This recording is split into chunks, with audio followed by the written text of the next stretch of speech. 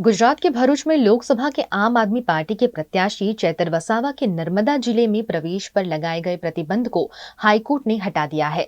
दरअसल वन विभाग के कर्मचारियों से कथित मारपीट मामले में चैतर वसावा को क्षत्रिय जमानत मिली थी, जिसमें उन पर नर्मदा जिला में आने पर प्रतिबंध लगा दिया गया था, जिसके चलते वो अपने निर्वाचन क्षेत्र में प्रचार नहीं कर पा रहे थे।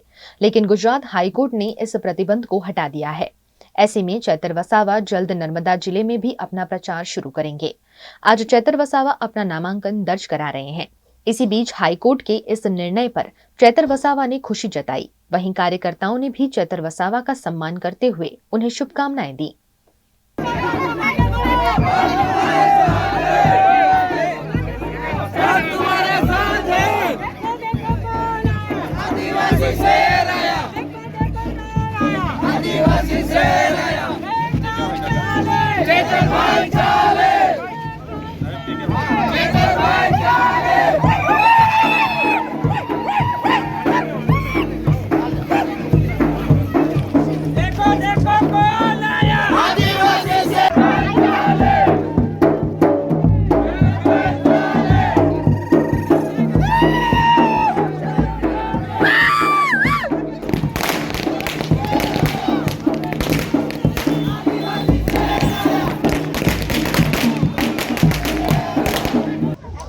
આજે મારે નામદાર ગુજરાત હાઈકોર્ટમાં જે આગલા કેસમાં મારે નર્મદા જિલ્લામાં પ્રવેશબંધીની શરતો હતી એને અપીલ કરી હતી અમે, ત્યારે આજે નામદાર ગુજરાત હાઈકોર્ટે મારી અરજીને ગ્રાહ્ય રાખીને મને મારા મત વિસ્તારમાં નર્મદા જિલ્લામાં પ્રવેશવાની મંજૂરી આપી છે। ત્યારે આજે મને મારા વિસ્તારના જનતાઓની વચ્ચે અને મારા પરિવાર, મારા ગામની વચ્ચે જ્યારે મારે પધારવાનું થયું છે ત્યારે મને ખૂબ જ આનંદ થયો છે।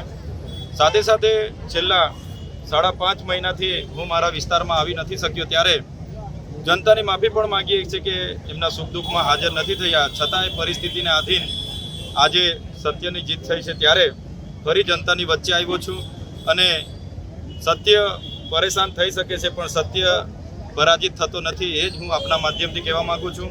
આવનાર દિવસોમાં લોકસભાનો ઉમેદવાર પણ છું અને સાથે સાથે જનતાની વચ્ચે આવવાનો મને તક મળી છે, ત્યારે આવો જ સહકાર, આવો જ પ્રેમ, આવા જ આશીર્વાદ તમામ લોકોના મને મળતા રહે અપેક્ષા રાખું છું।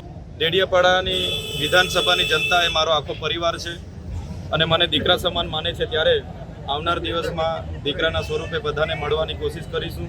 સમય ઘણો ઓછો છે, છતાંય જેટલું પણ મને પહોંચાશે એ પ્રયત્ન અમારા રહેશે।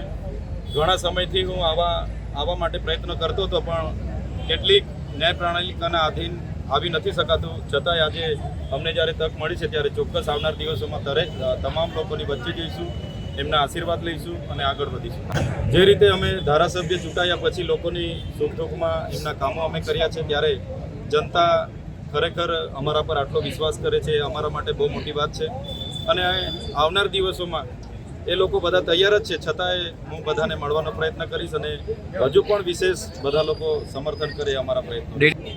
ભરૂચ લોકસભાની ચૂંટણી છે ત્યારે ડેડિયાપાડાના લોકો, ડેડિયાપાડા વિધાનસભાના તમામ લોકો અમારી સાથે છે।